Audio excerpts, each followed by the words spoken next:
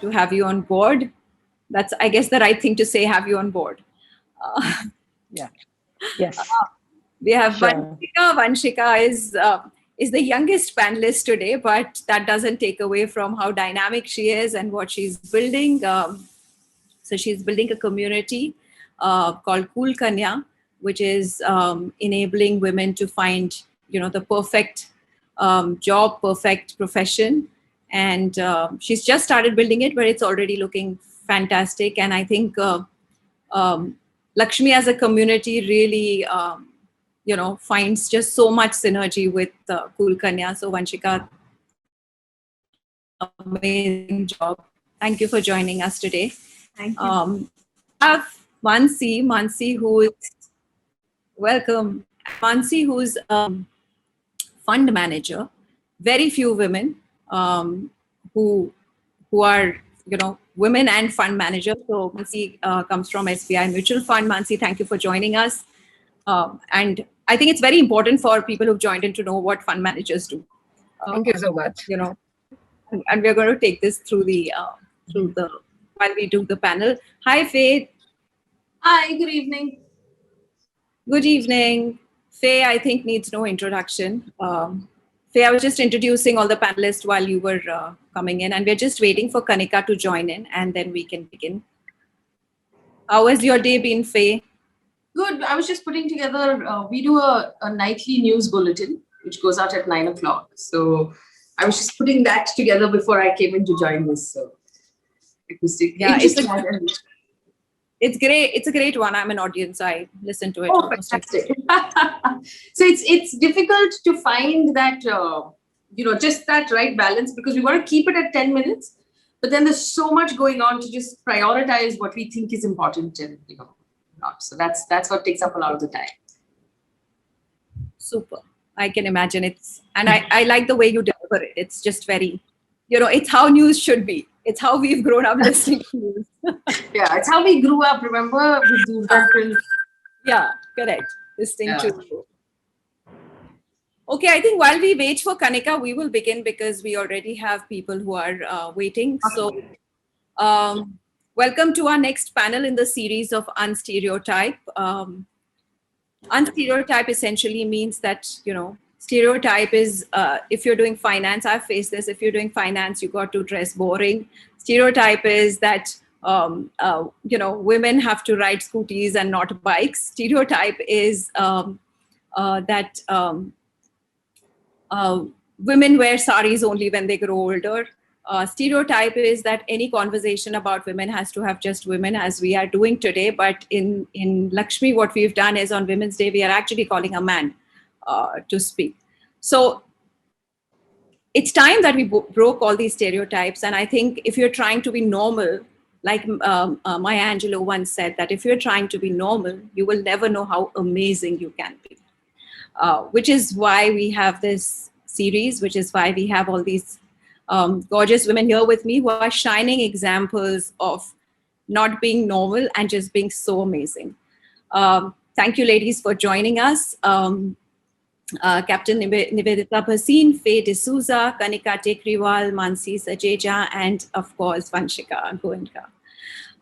So let's make this conversation the harbinger of a world where norms don't decide our path to financial independence, and of course, then to financial freedom. This is a show all about money because Lakshmi aims to empower women by managing their own money, taking charge of their finances, because we believe that's the other stereotype, right? Men manage money. So breaking that one as well. And since this is, we will touch base on money, can we quickly have just one word from all of you, one emotion that comes to your mind when we say money? When I say money, what's the one emotion that comes to your mind? Yes, security, Captain? For me. Super. Faye, you want to go next? I think security is very well said. I think for a lot of us, money in the bank is just security. But I think for me, it's also freedom to do whatever I want. If you don't have to worry about the money, then you can actually, you can choose how you want to spend your time better because you're not worried about, oh God, I need to earn in order to run my house. Great. Vanshika? I think confidence. Yeah. For me, that would be the word. Great. Mansi, she's Yep. It's a sense of accomplishment. What you Great. get for yourself and what you can probably get for others too. amazing. Super. You know, all you women, you give answers like confidence, security, you know, just the ability to find freedom to do what you want. We did a survey in when we launched Lakshmi, and most women, when we mentioned what is the emotion that comes to your mind, said fear, said greed, said you know, discomfort, said insecurity. And the reason is that very few women really manage their money, right? And what you don't know, you feel insecure about. So this just shows that you guys here are, you know, you women here are obviously the right audience that all of us should be listening to. So once again, thank you for being here. We'll begin with Ria. Before that, I just want you to touch base with Kanika because we're really missing her on this panel. There she is. Hi, Kanika. Hi, sorry about that. There was some. No worries. See, my voice is still echoing, so you have to keep it on mute when we talk. Done. Sorry, there was. I think I couldn't log in again with the same email ID, so we used a different one. Sorry about that. Yeah, no, we still want to see you. You can just unmute yourself, but let the video be. Okay, great. So we'll begin with you, Captain Bhasin. And I was telling everybody that when I spoke to her last evening, she'd not even had her dinner till 11 something, and so that's the life that she leads. So, Captain Bhasin, being the youngest woman pilot in world civil aviation history to command a commercial jet aircraft, to now being the executive director of flight safety at Air India, you've created a record for many firsts. So co-piloting and piloting many all-women crews, bringing home the 787 Dreamliner from the US, to the recent all-women's flight from San Francisco to Bengaluru, where you were on flight as director safety. What made you think of becoming a pilot? I mean, it's not a done thing. I'm sure you didn't have many role models to look up to. And I'd love to hear, I think all of us would love to hear what was the reaction of people around you when you said you want to become a pilot. So I think the answer is already here. All our panelists gave the answers that were my, you know, parts of my dream. Security, freedom, accomplishment, everything all rolled in one. Initially, it just, you know, I think I would see, you know, just spread my arms and, you know, run around the school compound and think how nice it would be. Flying, studying. And the second thing was, of course, accomplishment, because I could do something different and something that, you know, which nobody had done before. Because until then, there were not many women pilots. Of course, that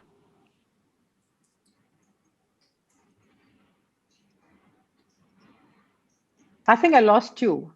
Yeah, we can hear you now. I think your signals were a little poor. Yeah. I'm sorry for that. Okay, so I don't till where that is very stereotype of technology.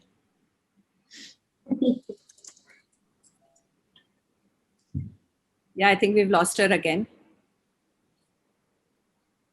Sorry, so I'm going to, while she comes on, Kanika, to you, founder of Jet Go.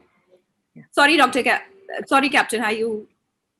No, it's okay. Go ahead. You all carry on. I think there's something wrong with my internet connection. Okay, we'll come back to you for sure. Because I mean, all of us are very keen to hear. I'm very keen to hear what the reaction of people around you were. Kanika, Jet said go at a very young age. What is it about women and dreaming big? Why doesn't it come naturally? So tell us, why did you decide that you want to set this up? And some stories about family, friends, and investors. What was their reaction? I can take up all of the 1 hour if I start with all the stories.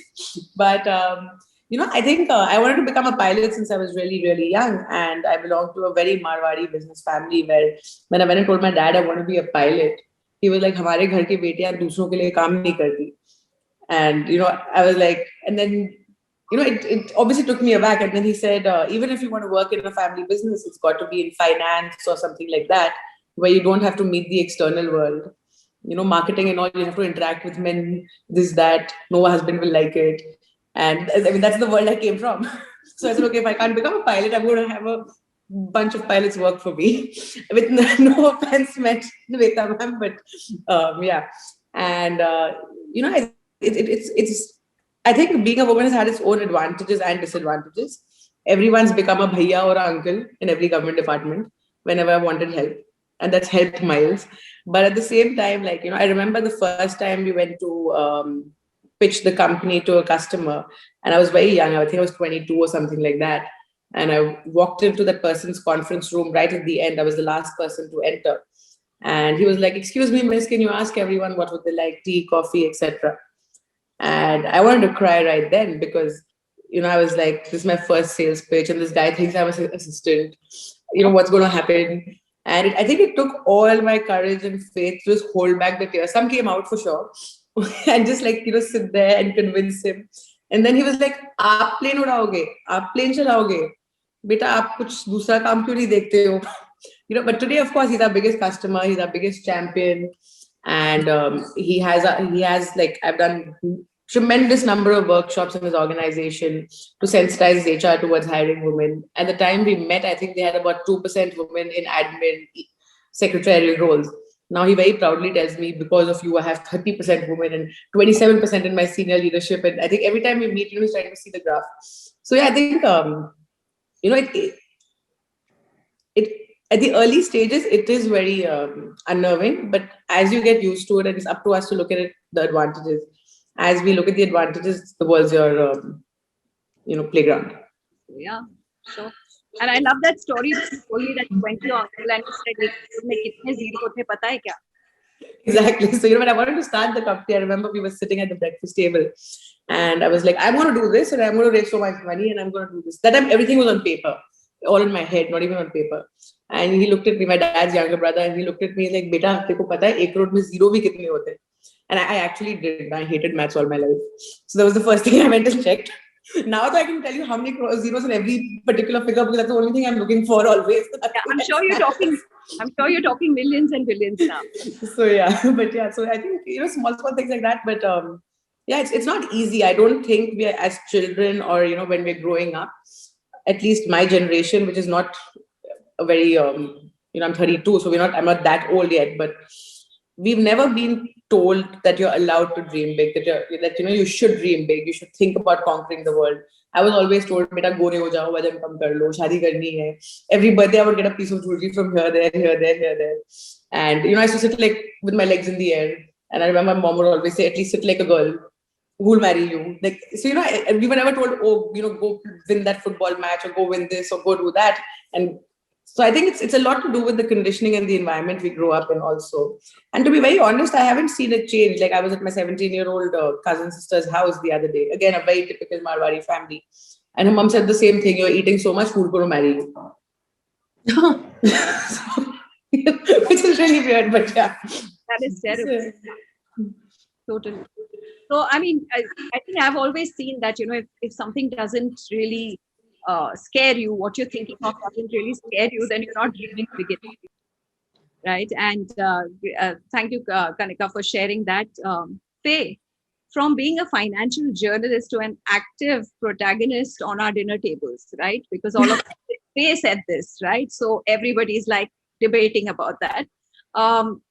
Thanks to upholding the principles of journalism, what gives you the courage to keep standing tall and back your beliefs? And I remember we had this conversation and how creating a safety net or a support system is something that is so critical for women.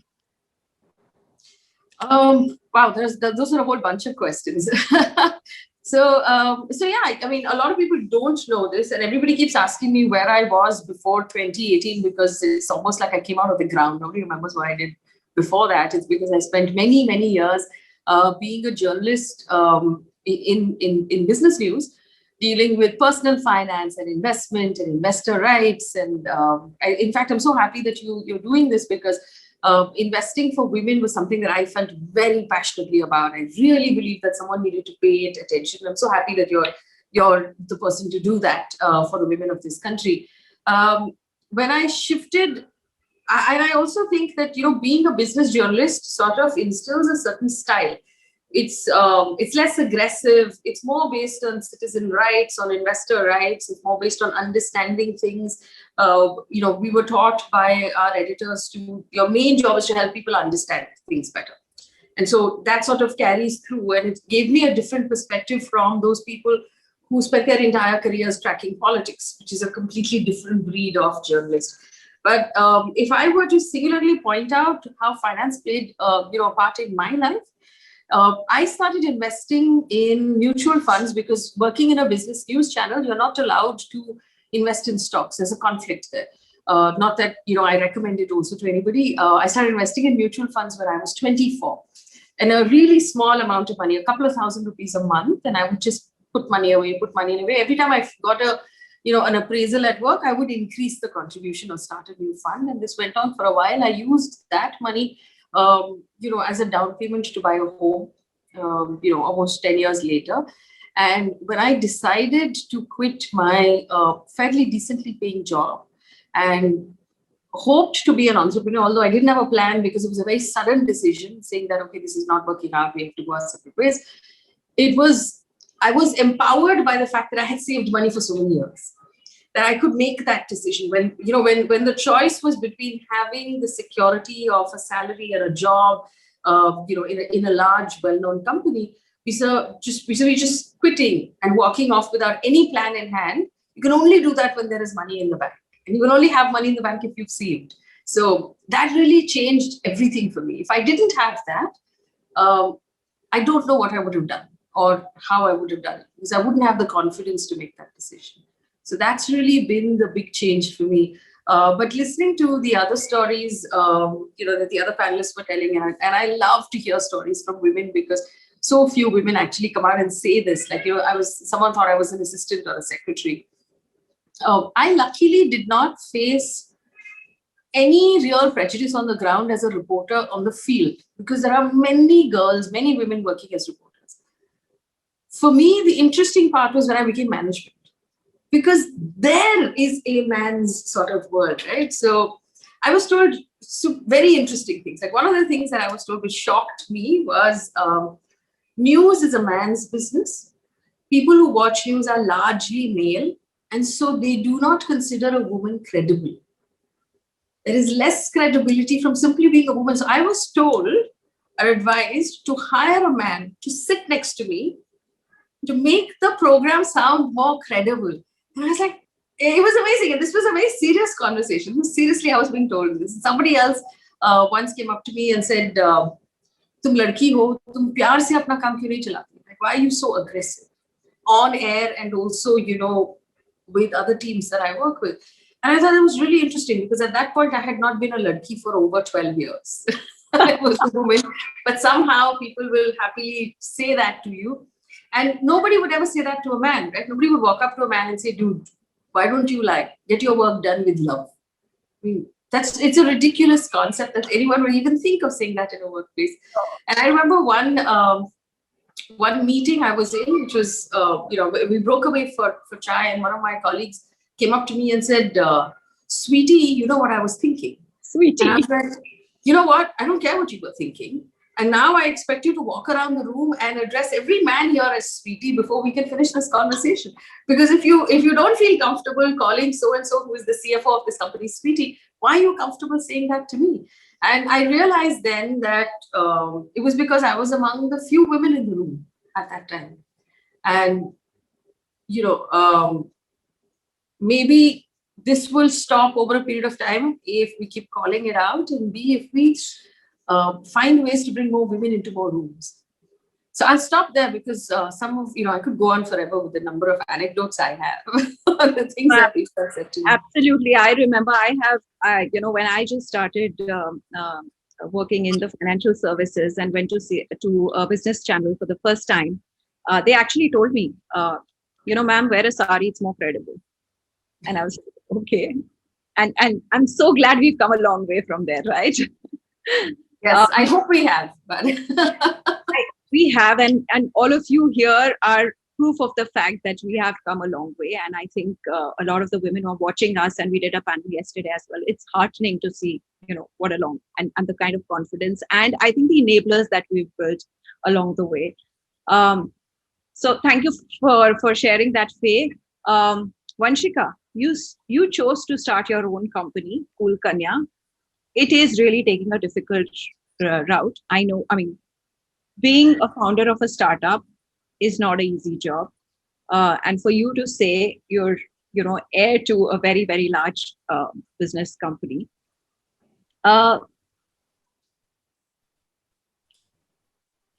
what made you do that? And I remember our conversation, and you were sharing, I mean, is it the fact that we are women and that we have to prove something all the time, right? Whether it's home, whether it's outside, is that really a myth today, or that it's changed? Is it a myth, or you think that really kind of has changed today, and you no longer have to kind of I think, Preeti, for me personally, I think I resonated a lot with what Kanika was saying, actually. So, with this whole idea of like proving myself or wanting to prove myself, I think started off really young. I was, I think, maybe 5 or 6, and you have your Diwali get-togethers or your Holi get-togethers, and I just remember overhearing a conversation between my father and my uncle, and I remember this so starkly, even though I was so young. And he asked him that, you have 2 daughters, ki, aage jaake kaam kaun karega? Aapne itna kaam kar liya hai, you built something, but you only have 2 daughters. Who's going to inherit it? Who's going to work? Inki to shaadi ho jayegi, ye chale jayenge. And, I remember as a 5-year-old just sitting in that corner. I remember not saying anything, but that incident stuck with me that, how are these people already dismissing me, right? Like, what about me? What about my sister? Why are they already putting us in the side? And I think that's one of the reasons why it has always been a theme in my life. Like, I've always done something for women to empower women. Cut to, after graduating from Brown, I came back and I was sitting and working with a sanitary pad company. And we were looking at reinventing the sanitary pad. And I just remember looking at the room, and there were only men. And I was the only woman in that room. And I was like, how will a man ever design a sanitary pad, right? Like, the man is never going to wear one. And that's when it hit me that why aren't there enough women in the workplace? And, honestly, that's really when the idea of Cool Kanya started. And that's when I started working on it. So I think for me, yes, it did stem from the fact that I want to prove myself. But today it's so much more. And in so many ways, we don't even realize the sexism that still exists. Like, whether it was going to meet an investor and, him asking me that when are you getting married? Because even that affects whether I will invest in you or not. And to me, and the shocking part of all of this was it took me at least 5 minutes to realize the question he asked me and the impact of the question he asked me, right? So I think it's all of these reasons why I do what I do, more than just wanting to prove myself now. Amazing. And how did the family react, Vanshika, when you said that you want to set up your own company and do your own thing? तुम्हें NGO चलाना है. You want to do something for women, तुम्हें NGO चलाना है. That was the first reaction, right? Because the minute you're doing something, which is more women oriented, इससे पैसा कैसे आएगा, And I think that's something I even face today when, I'm either going to an investor while pitching that, how is this an NGO? So I think proving that business model and proving that, we are earning revenue, I think that is really important. And I think today my father is my biggest champion. So he himself has come such a long way. So I think it's important for all of us to step up and, take charge and even sometimes correct our parents when they come from a traditional background. Great, Vanshika. And Cool Kanya is doing some great stuff, like I said before. So thank you for sharing that. Mansi, I believe when you joined the asset management field, there were barely any women fund managers, really. Even today, I think just yesterday, I read an article which said that out of the 380 fund managers, only 30 are women fund managers, right? And the stereotype is that women are right-brained and men are left-brained, and, women can't do numbers and, therefore, etc., etc. Mansi, help us break that myth. Tell me, what do you do as a fund manager? Tell us all what you do as a fund manager. So we do know our numbers. So we know how many zeros in a crore. But, beyond that also, but still, it's just expected to be just keep double checking yourself as a woman in this field. So roles are changing. Being an analyst was easy. Being a fund manager brings a little bit more responsibility. But as I said, it's also, a great sense of accomplishment at the end of the day, that you are not just achieving your financial goals, but helping people. Faye, I was so glad that you told us that, mutual funds helped you to achieve some of your freedom and some of that independence. But yeah, so fund manager is a desk job. Being in front of all you high flyers, it just seems that I've been just sitting on a desk for the last 1 year more so. But it's also interesting. It's numbers, it's stories behind those numbers. It's analyzing everything around you with minute detail and thinking that what could be the next idea that you have to invest in. All of this in a workplace which is highly charged, in its own way, and you have to make space for yourself there. But yes, I think beyond these numbers, I guess women are getting there as well. Money matters no longer seem to be the forte of only a few. It is. And platforms like these, and platforms, websites like these, and this are truly democratization of, all that jargon that we used to hear around investing. Yeah, thank you, Mansi, for that. And it is also, statistics say that actually women fund managers deliver a higher return than men fund managers. So cheers to that one. It gives me. We have a shorter history. We'll get there. Well, but there is, essentially, I think world over it is that there is like a couple of, percentages higher is the returns delivered by women fund managers. And it's interesting, and I think it's great for you and Faye to really put that thought across, that when you are not actively kind of, when you start your journey of investing, at least mutual funds is a great way to start your investments, because we have experts like Mansi really managing your money, right? And they do that day in, day out. So great. And Captain Kasim, sorry we missed you that time. We'd love to come back and hear, what people around you said. I want to be a pilot, you said, and, Yeah, so, I was really young, and actually it was a dream for me to fly. Initially, I thought, I think again, my connection is bad. Can you hear me? I can hear you. Yeah, okay. So initially I thought, that I wouldn't have to study, and that was the easiest way out. And I was really young, but I wanted to be a pilot always, since the time I think I was 5 or 6. And surprisingly, my parents never discouraged me. And they always kind of encouraged me. They said, yes, sure, why not? And at that time, we didn't have Google, we didn't have the internet, we didn't know anything. So just that our passion flew us, right into the sky. And while I was in class 9, I think 10th actually, I went to the flying school. And I went to the flying school to get admission. And then they said, and I went straight from school. So I was in my school uniform, and there they scoffed at me and they scolded me and they said, you're too young, to become a pilot. You must go home and study. So that really angered me. And I said, this is what I want to do. This is what I've been wanting to do all my life. And this is what I'm going to do, So it was like a challenge. And when they said, you can't do it, I said, well, in my own, mind, I said, well, I will show you how I do it. So I went next door to the Delhi Gliding Club, and the instructor was very kind over there, Captain Vasan. And he said, yeah, sure, why not? We've had one girl who was a glider pilot many years back, and you can come back. You're just 15 now, so you need to be 16, in order to start gliding. So I started with aero modeling. And, those were the days my father had just changed jobs. So he was earlier a marketing manager in a senior position in the Delhi cloth mills. And then he started off with his own business. And you know how businesses, either you belong to a business family and you know the ropes from early on, or you really have to build that, the way how to carry on with business. And my father was a very simple person, always honest, truthful, and he didn't know the ways actually, how to run a business. He lost a lot of money. We went through a very, very big crisis in our lives. I saw my mother struggle. And to the extent that, she had to do a lot of work at home, every bit of housework she would do by herself. She would save like literally rupees every month. She would give tuition at home, and we would travel by buses. We hardly had enough, and it was a very, for many years, we went through that. I mean, growing up in school. But nonetheless, my mother always said, whatever you want to do, you do it, and I will provide for you. And I think I must have been really, I think 11 or 12. And that's the time I realized when I saw her, and she was always a housewife. She was always providing for us, sewing for us, cooking for us, knitting for us, cleaning, helping with every household chore. And she told us, and we are two sisters and a younger brother, and she told us, be financially independent. I think our first lesson in finance was from my mother.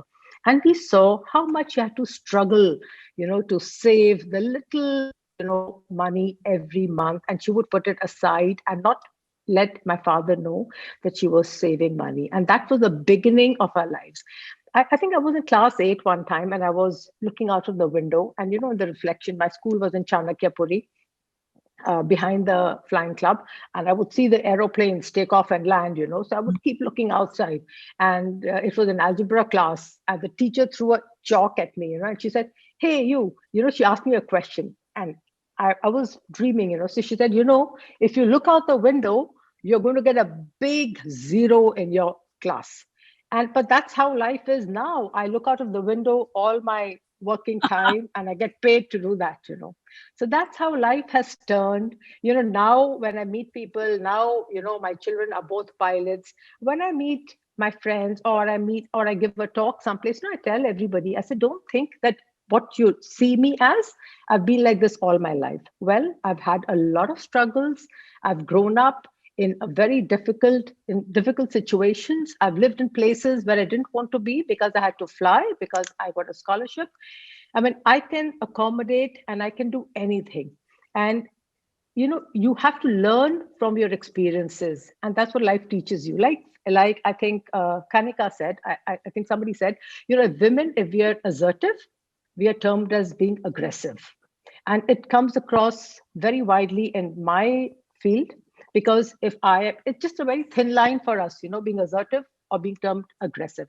Women are either bitches, or women are old, or women are, it's always something like a cranky, or, if you're too strict, you're too strict. If you're lenient, you are, not assertive. You don't know what to do and when to do what. So, and especially so in our profession, being the third woman pilot to join Indian Airlines, and that was in 1984. I think, we were very conscious of what we did, how we dressed, what we wore, how we spoke, because we were the ones who were laying the foundation for the thousands of girls who would follow. And I knew, at least, that if we didn't do it right, the girls who came in later would have a very tough time. And now I'm so proud to say that, my daughter, she's a pilot. When she flies, I mean, for her, it comes naturally. For Kanika, I think it just comes naturally now after so many years. But it's taken a really long time. I think we had a very tough time, and it was very lonely. Like Faye said, it's lonely when you're at the top. When we flew, it was really lonely because we didn't know how to behave. And we were so young, we were very, very naive at that time. So my first impression of Captain Prasin is a picture I saw on Twitter, her and her daughter, both of them flying together, I think you were both flying on the same flight. And it was just so amazing. I mean, today, of course, like you say, it's very common to see women pilots. And having said that, each time I see a woman pilot, I still feel a sense of pride that, okay, there's a woman pilot driving us. So, and that's a great story. And I think, Captain, I think a lot of us have, our parents and a lot of us also have gone through that difficult journey. So you understand financial independence and, just how you make sure that you're not dependent, at least for money, on anybody else. So thank you for that's why I said it's security for me, because I saw that every time there was less money or a situation like that, it really made us very insecure. Right. So that's why I say, for me, money is security, definitely. And on that question, I'd love to ask Vanshika. Vanshika, did you have like an aha moment when it came to money, finances, and you said, whether it's business finances or even your personal finance, saying, okay, this is the time it really hit you that, yes, money is something that I need to know? So I think there were two aha moments. I think the first one was when I got my first stipend while interning with McKinsey. And for the first time, I felt so independent that, this is my money. It's what I do with my money, right? I don't need to ask anyone. So I think that independence was my first aha moment. And I think my second aha moment was when we were doing field research before starting Cool Kanya. And, we went to Delhi, Bangalore, Hyderabad. And I remember having a conversation with a housewife from Delhi. And she used to work early and she'd stop working. And, she happened to narrate this one incident to me where her son had come to her and was just like, Mummy, jaise aapko pocket money milti hai, waise hi mujhe pocket money milti hai. Right. So he literally compared that, how he gets pocket money because she doesn't work. She also gets pocket money. And she told me that, that was the moment she realized that she needs to work and earn her own money. And I think that was a moment for me personally, an aha moment where I realized that money is so much more than an enabler only, right? It also, with money, there also is a sense of self-worth that comes in. There's also a sense of confidence that comes in. So yeah, these are the two real aha moments where I realized that, I always want to be independent and I always want to earn my own money, however little that might be also. So yeah. Amazing. Great. Faye, can I ask you that you did share that you started investing at 24, but when was that one time that you felt either that, oh my God, like, money, investing, taking charge of it is just so important? So I mean, this is a sort of interesting story that I had gone to a friend's wedding. And this was one of those big weddings that goes on for many, many days. And they were having one of these multiple events was taking place in Mumbai. The rest of it was in Hyderabad. The completely pointless piece of information I've shared with you. And I met this gorgeous woman at this event who was from New Zealand. She was not Indian. She was married to an Indian man. And we started talking. And at that point, I was working in finance. So the automatic set of questions, what do you do? Where do you, things like that, and I would say finance. And invariably, a lot of the women who would react to that, I would say, I work in personal finance. I explain to people how to invest their money. And the reaction would invariably, oh, I'm so bad at finance. Don't ask me. I'm terrible. This is normally the reaction I began to expect from women. And that's what she said. And she said something really interesting. She said, you know what? When I was back in New Zealand, before I got married, I was very good. I used to manage my own money. I would make my own decisions. I was really on top of my money. I'm not so much now. And I said, why is that? And it turned out that she had married into a business family, which I realized gives women less right over their money than those of us who come from families where everybody's salaried and, there's a lot, it's a far more open space for money. Than it is when you come, in some other families where you'd expect money to not be an issue. And I realized from talking to this young woman that she had 2 kids. And every month she would have a certain amount of money put in her account to manage her sort of expenses. But she didn't know how much her husband was worth. She didn't know what the home she lived in was worth. She didn't know what her children were entitled to if something were to happen to one of the parents. She didn't know, she had no idea about the money at all. And she was also not allowed to ask because it was not polite to ask those questions. And that sort of triggered me. And I had never thought of it like that. I'd always thought that, and because I spent so much time in my career and otherwise talking to salaried women who were coming to the city, working for the first time and all of that, I spent a lot of time with women talking to them about how to invest their money, how to use a mutual fund, how to use an insurance policy, how to use a recurring deposit if that's what suits you. But I had never considered that there are scores of women in this country who are not allowed to ask about the money. And for me, that was shocking. And that's really, it's so telling about what we tell our girls. And I realized that really, for young women, for girls who grow up in that system, that's what they see. And I realized there are 2 or 3 things really that build this idea that girls are bad at money and math. One is households where we say everything is equal, but everything is not, because the mom is not in charge of the money. Households where nobody talks about their mistakes, which is really important, right? And I love this about men who are investors. You find them at parties bragging about how they made this investment, they tripled everything, is freaking awesome, and they'll be like, "Oh, yaar, maine ye kiya, maine wo kiya." No guy will ever acknowledge making a mistake. Whereas all those of us who have tracked the stock market and tracked investments know that if you've made money, you've also lost money. It's not possible for you to have only made good decisions, but they'll never talk about it. So in a household where you never acknowledge that you've made a mistake, young women grow up afraid of mistakes. So they don't want to make a decision on their money because they're worried that what if I make a wrong decision and lose everything? Because nobody's ever told them that, listen, you know what, it's okay. You lose some money, but this is how you sort of bat around the risk and to make sure that you're in the right place. So for me, the big aha moment when it came to money was that obviously we teach more with our actions than we do with our words. And I think Indian women have always been excellent at their money. I mean, my mom used to have this Godrej cupboard. I remember it. I think she still has it. It was blue, and all her shelves in that cupboard were lined with newspaper. And she would hide money underneath the newspaper, right? And I mean, all Indian women, even before that, used to hide money in the atta dabba. They would hide money in like these secret like kopchas in the house where they would stick notes. And that money would come in handy at a time when things were really tough. So women in India have always been great at saving. But somehow we've scared ourselves into not investing because there's this idea of risk. And somehow there's this idea that only men can take those risks. And we're not properly equipped to make mistakes. Because that's what it means, right? When you take a risk, you allow yourself to make a mistake. And that's where we've somehow in our messaging gone wrong.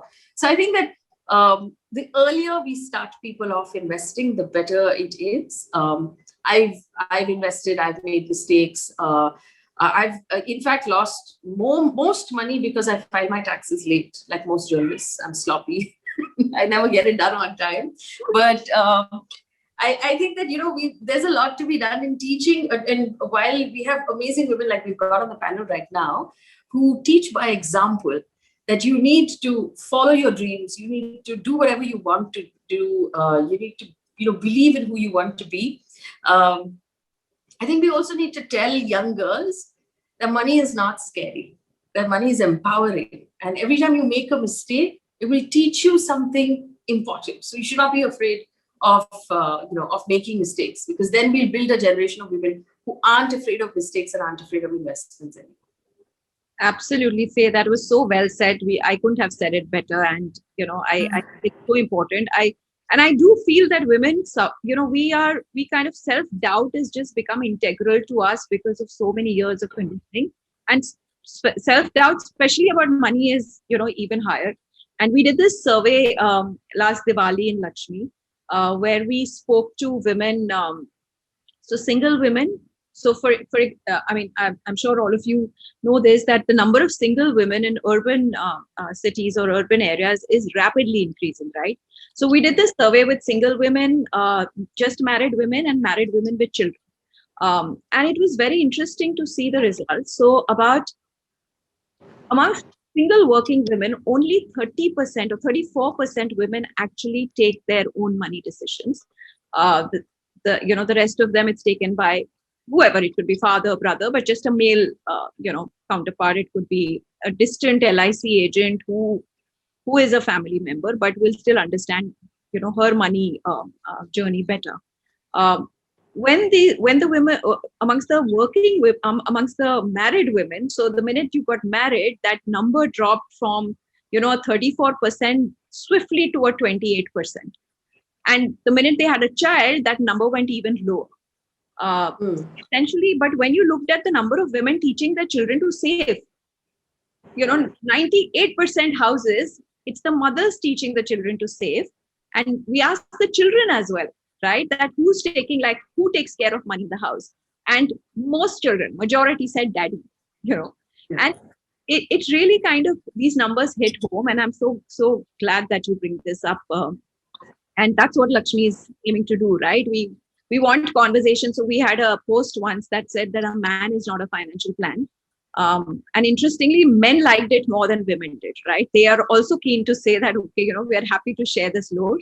So I think it's important for women to, jump at that opportunity and, take charge of. I think that one of the appeals we should make to men is that they should reject this responsibility. Where women come to them and say, please do it, I don't understand what's going on, they should say, no, do it yourself.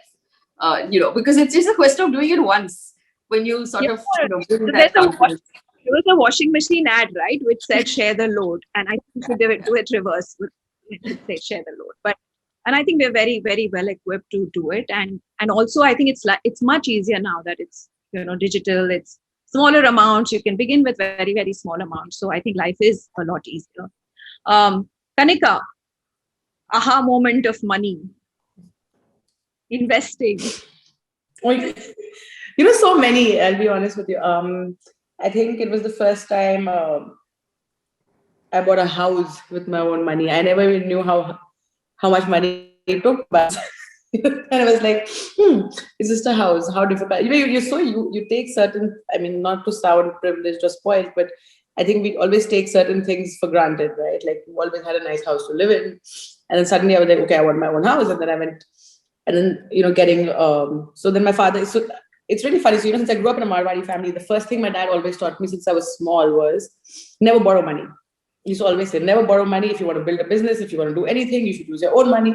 Then I went to B school where I was told it's always cheaper to borrow money. Keep saving your own money.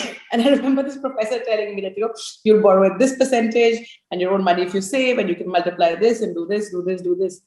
So I said, okay, fine, I'm going to take a house loan. Do this, although I could buy the house, I want to do this. I want to see if I can get a loan. And I got the loan within. So everyone told me that getting a loan is quite complicated, and if you do this, you should do this. So I took my CFO's help in the office, and we gave the bank everything in the morning, and we had a loan by the evening. And that just made me realize that if you build a credible business, if you do things the right way, that's when these things come to really help you. Because I had a friend who told me it took her almost 2.5 months to get a loan, and she's probably way better off than me, running a much bigger business than me. And it just made me realize that if you actually maintain a proper credit score, pay your bills on time, pay your taxes on time. So I also have a very Marwari CFO who always tells me, why do we pay tax on time? We'll save money if we delay it by this much. I have a father who spends so much time doing tax planning that if he spend the same time expanding his business, he would probably earn more money. Okay, so coming from that background, I'm always like, let's deposit 5% extra GST in case we made an error, or let's deposit this much extra TDS in case we made an error. So there are no penalties, nothing. And my own personal taxes, I've always been that way. I've always taken charge of my taxes, paid them before time, done everything. And when it came to taking a loan, just because everything was so well in order, there was never a late credit card payment, any of that. Getting the loan was really, really easy and not as cumbersome. And that just made me realize that we don't take these things very seriously, like your credit rating and your credit score and paying your credit card bills on time and overspending. I've always, since I was really small, I remember I started working when I was 16, and I think I read Warren Buffett or someone say something somewhere about first save X amount, do this. So I used to always save 50% of whatever I got. And I never owned a credit card because I always thought that if I have a credit card, I'll spend more than I can earn. So I always used to withdraw money from the ATM and keep that amount of money with me that I was allowed to spend every month. And I think all of that really paid off. And now it makes me realize that the importance of making sure you're in charge of your own finances, and you're not taking we live in this credit card economy where it's so easy to spend a whole year's paycheck in a month, which is what I see a lot of millennials do, and a lot of my friends do, to be honest. And okay, we're going on a holiday, someone's spending the next 3 months' salary on their credit card, paying that off in installments. No one realizes you're paying so much interest on it. You're spending another month's salary is probably interest and default payments, delayed payments, etc. So yeah, I think that was it for me. Yeah. Great. I think, and I'm glad you highlighted the whole thing about credit card and using credit cards, because that is something that is asked to us in Lakshmi, in our community very often. We have a Lakshmi community where women come and ask questions and help each other out.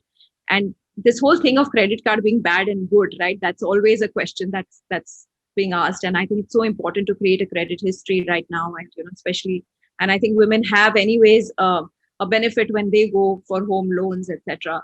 So I think it's important to know all of that piece before you start out, using why you need a credit card and why a credit score, etc.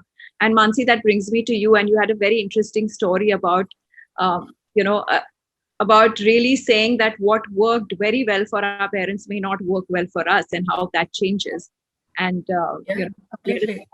So yeah, it's, some things are not about being the, men or women or something. There are generational gaps which have come up. So, once I moved to Mumbai after my marriage, the first thing everybody told me was, you got to buy a house. It's very difficult. Mumbai real estate markets, it's going to be, the prices are only going to rise. You wouldn't know, where to start a family. So you have to buy a house. So it's like at 27 years, at 27 years of age, I'm taking a mortgage, which is, probably 4 or 5 times my CTC, and looking for houses. And at that time, so there was no aha moment. It slowly sank in and said that, come on, it's not it should not be your, the decision should not be made like this, because it is the largest financial decision you make in that phase. And you take it very emotionally. So it's about, how much of money is finance, and what decisions you take more by your emotions also will, kind of decide your long-term journey in it. So, it's just this year I have to tell my mom, thank you for all the gold that is lying in the locker. Otherwise, all these years we were wondering, why did we buy that gold, what we bought, and what use did it have in our, day-to-day life. So, yeah, I mean, it's about what works for you, and look at decisions, from a money angle, and, just try and see that are your emotions guiding you more. Super. Great. Good insight. And I think all of us kind of deal with that on like an everyday basis, and we answer questions on Lakshmi on that as well. We'll just take up a few questions. We have questions from our audience, so I'm just going to take them up one by one. Vanshika, there's a question, and there's a similar question actually, Faye, for you as well. We'll just ask Vanshika first. Vanshika, if Cool Kanya, suppose, tomorrow do you realize that, okay, this is tough, and if it's not really, it doesn't turn out the way you have, would you take over your dad's business? To be honest, Preeti, my dad would really always at some point ask me this question, ki agar ye chala nahi, will you come into the family business? It would always be asked. But I think now that we started getting traction and we started doing well, he stopped asking that question. And to be honest, personally, I don't like thinking that I have a plan B. Because the minute I start thinking I have a plan B, I won't put everything that I personally have on the table to make Cool Kanya succeed. So for now, all I'm thinking is about Cool Kanya. I get you, Vanshika. I eat, dream, sleep Lakshmi now. Yeah. So I get you completely. Faye, we had a similar question for you. You took the entrepreneurial leap, and what if it didn't work? Did you have a plan B? So my entrepreneurial leap was a slightly selfish one. It stemmed from the fact that I wanted to create a space where I can do the kind of journalism / work that I want to do. So it's more to support my profession than anything else. So I just imagine, I don't know what, if it were not to work out, I would just do this in another form, maybe in a even smaller setup. Although I don't know how smaller it can be, because right now it's like 3 people and my iPhone. And we were keeping the entire, system really small, so that we can pay for, right now we're just covering salaries and we're not expanding, because we want to make it organically, grow it organically and make it self-sustainable. But I think that, I see myself sort of like a tailor who likes to stitch. So if one shop doesn't work out, I'll wind up doing it from my house. If that doesn't work out, I'll wind up doing it somehow in some other way. So the idea basically is to just find a way to keep going. and not be, and this was the hard thing that I realized, when I made that switch. It's important to realize that you are not your business card. You're not a designation. You are not the size of your cabin, or the fact that you have a 100-member team, reporting to you when you work in a certain office, and this is the size of the business that you run. That's not who you are. Who you are is the contribution you make to your society, to your family, and to yourself, and how you enrich the lives of the people around you by doing your job. So, do you like the job that you do? And you quoted Maya Angelou in the beginning. She's one of my heroes, and she said, being happy is about liking what you do, liking how you do it, and liking who you are when you do it. So, it's about how you contribute to the people around you, society, family, and yourself as a person. And that contribution can be a financial contribution from your salary. It can be a contribution in just making things better.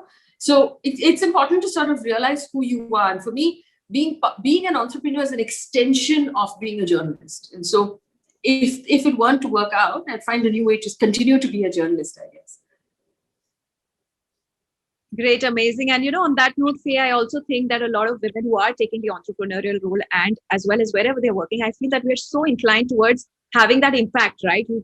Like making a difference in the society, right? And I see so many, especially so many young women like, Vanshika, like, what you said in terms of your journalism, etc., to really say that, yes, we want to make that impact. And that's so heartening. And I think it comes. I just want to add one thing, if I may. Sorry, I seem to have lost that.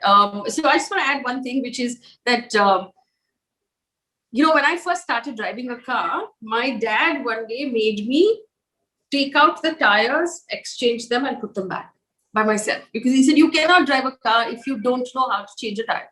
It's just wrong. You have to know how to do it. Over the years, I think I changed 2 tires in the beginning. And after that, I've never had to change a tire, because you can freaking hire somebody to do it. But I want to just point this out to women, right? When you become an entrepreneur, when you decide to do things, people will come and ask you, oh, what will you do? What will you do if, you get raided by the income tax department? What will you do? Do you know how to put a balance sheet together? Do you know how to do this? Do you know how to do that? The answer to all these questions is, I will hire somebody. There are people who offer these services.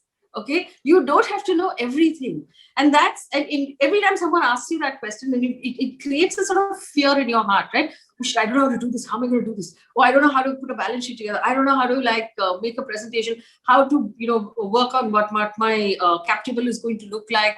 And if I make a deck for an investor, I won't be able to answer all the questions. And people will if you are a single founder, and you happen to be a woman, people will constantly be looking for your male co-founder. Okay, it's like in the entrepreneurial world, you have to have like a husband who handles the business. And that's the co-founder everybody's looking for. Who's going to look after tech? Who's going to look after finance? Right? Who's all of this?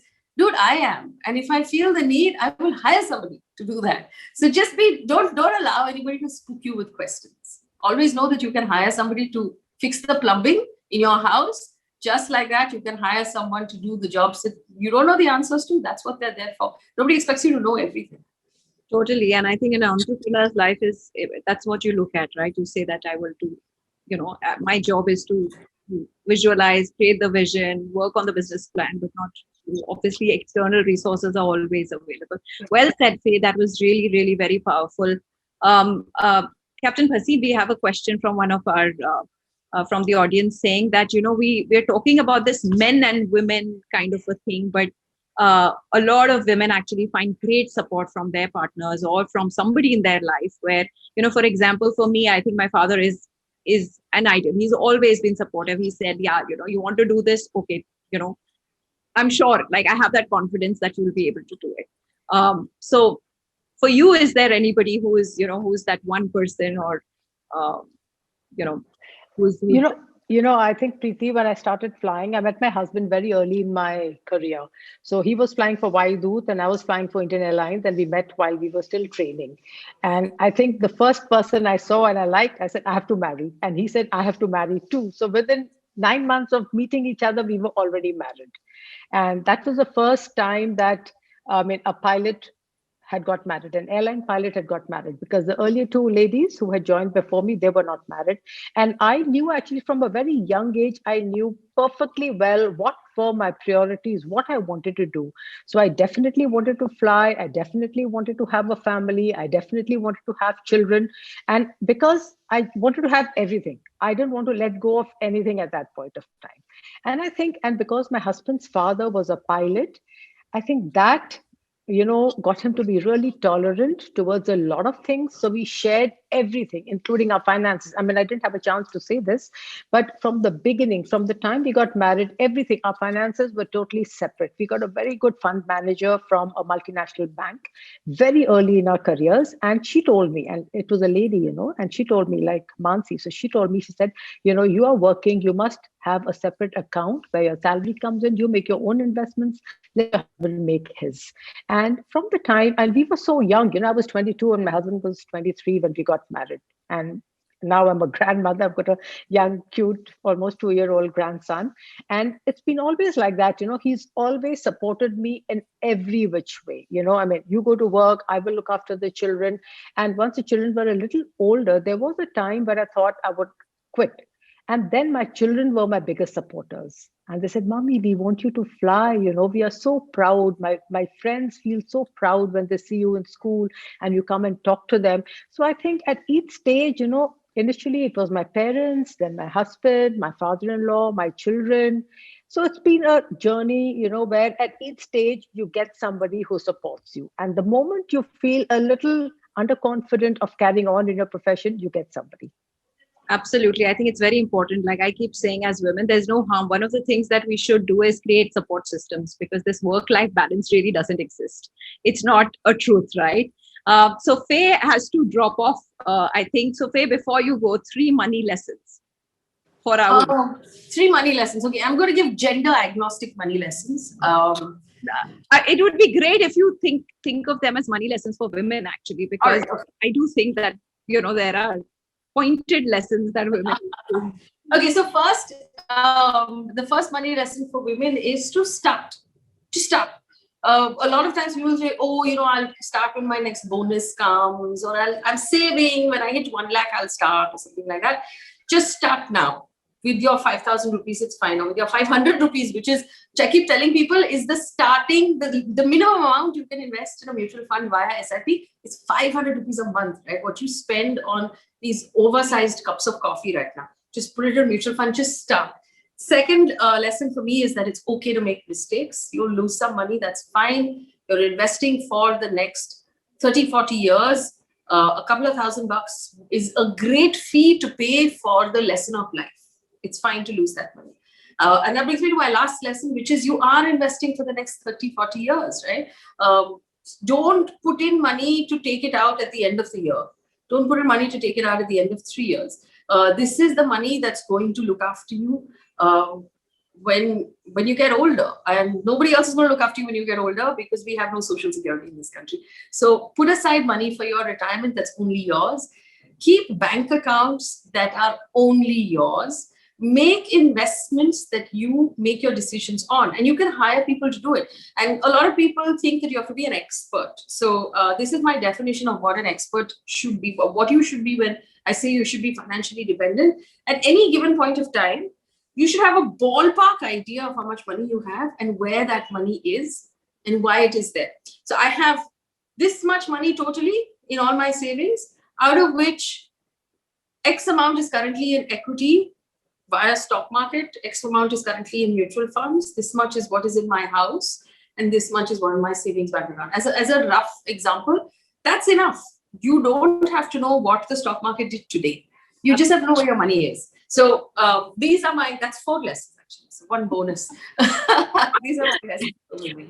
We would have expected a lot more, but you have to leave. So we're not going to pressurize you. But thank you, Faye. And these are very important lessons. I hope all the women listening in are tuning in, because all our panelists are going to give you, some tips, and there will be a lot of takeaway. Faye, thank you for joining us. Thank you so much. Thank you.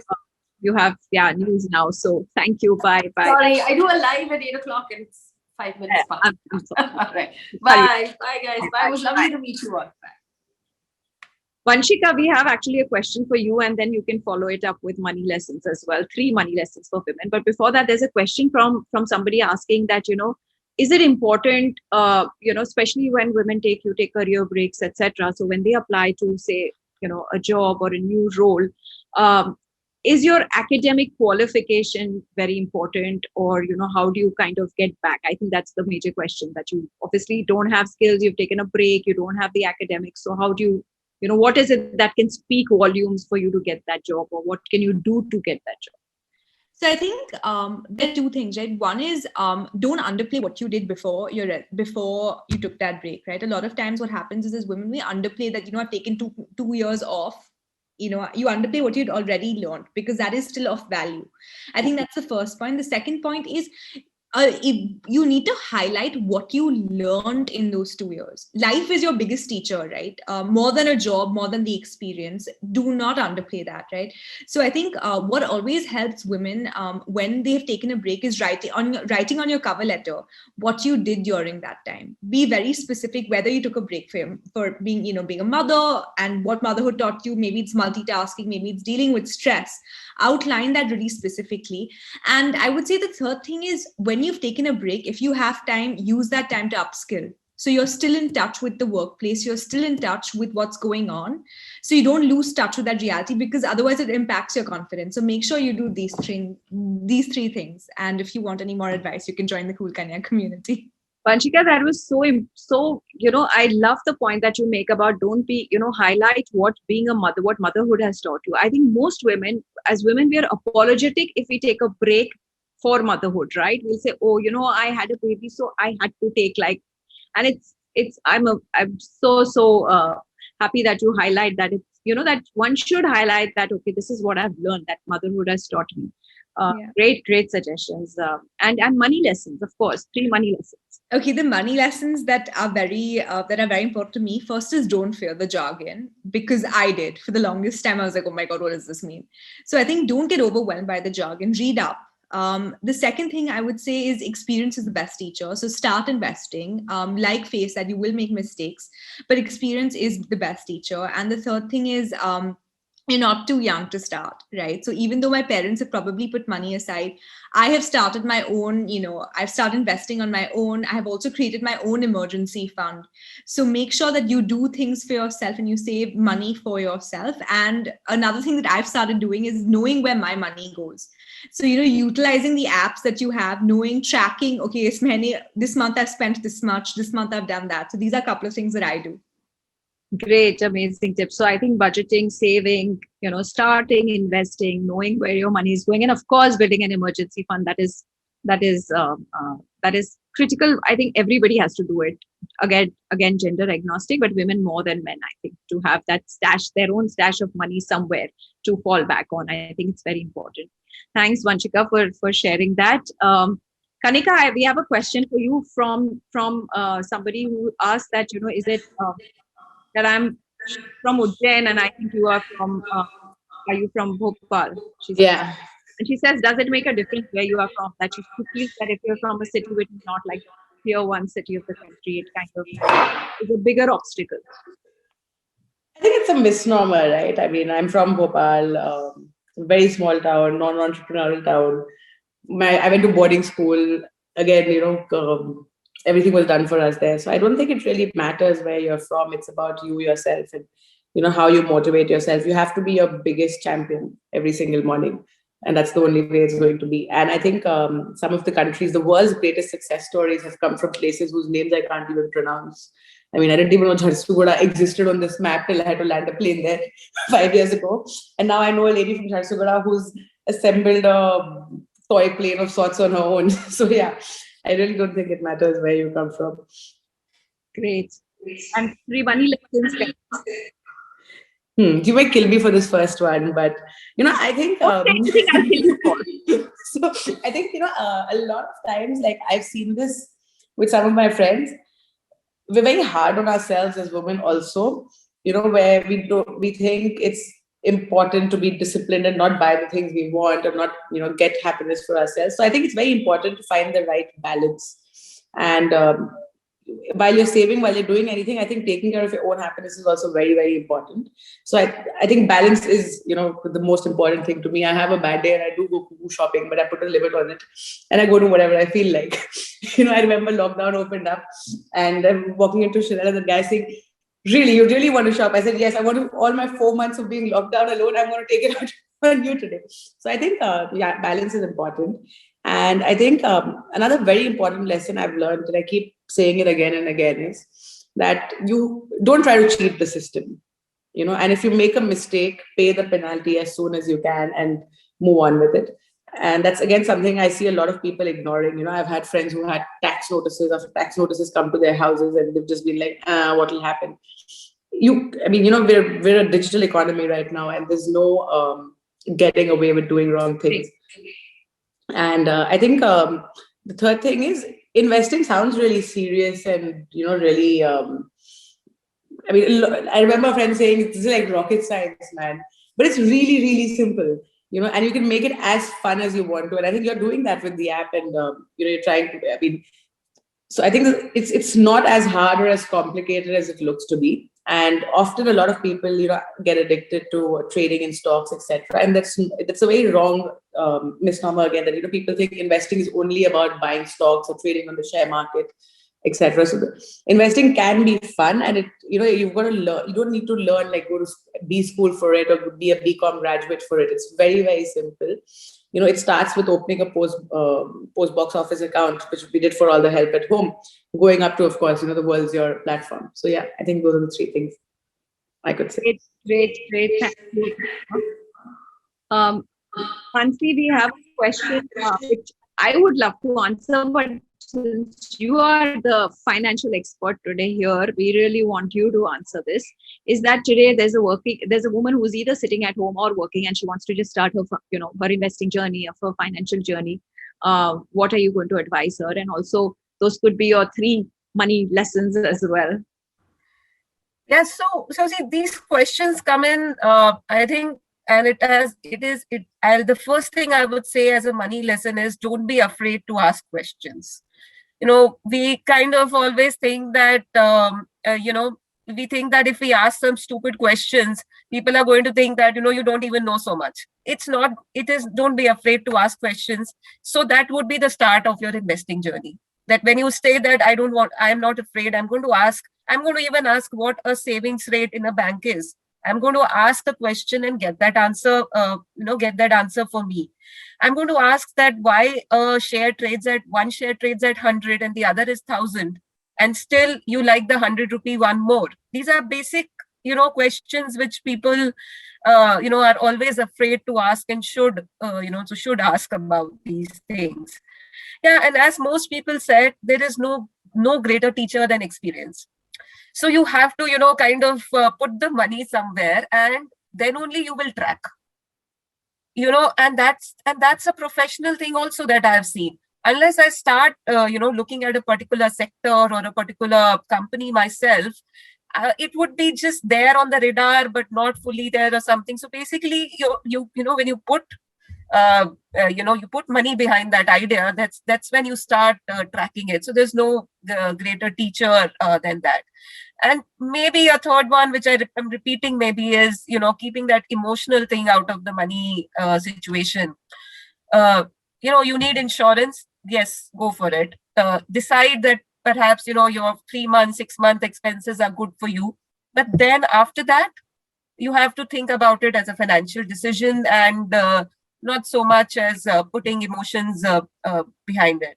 So yeah, I guess, and it's not difficult. Honestly, it just seems too much jargon at times. So, I mean, just start with it. Yeah, thank you, Mansi. And people watching and panelists, sorry, I'm plugging in Lakshmi, but that is exactly the problem we solve, right? We The community being Lakshmi is a place, somebody's also asked on the panel that can we just, it's a free community, but it's a closed community only for women. So you can come and ask your questions, questions like Mansi suggested. You can come to that platform and ask any money questions, right? And we've had, some absolutely eye-opening questions being asked even for us, right, who come from the field. And the platform, of course, solves your problem of just investing very, very seamlessly. So that's what Lakshmi was really created for. And I think my last question to Captain Bhasin, you've had a really long journey. You have children now who are also pilots. What is your advice to your daughter when it comes to money management? What are the three lessons that you would tell her? So I'm really old-fashioned where money is concerned. I'm really, really old-fashioned. So I like to be safe, unlike a lot of women over here. I invested early in my career, in my life. I hardly had any money to invest. As soon as I started working, I started investing. I started putting money in my children's account. And that's how I inculcated the, habit for them to save money. And I always plan for my retirement because I saw a lot of pilots in the airline and I saw a lot of people, when they were nearing retirement, they didn't know how to handle retirement. So I think for us, we know the day we join our profession, we know when we're going to retire age-wise. So we know we have so many years of service. And I would say it's very important to also invest in a way that if in our profession, if we get medically grounded, because we can't fly all the time. I mean, our health is very important. So if we get medically grounded, then what? And I think lastly, I would say I've spent a lot of money in this COVID time, last year, skilling up. I think somebody just said, Faye said, or somebody said, I think it's very, very important to spend money on yourself. Earlier and some years back, I spent a lot of money on jewelry, on watches, on handbags, everything, sports.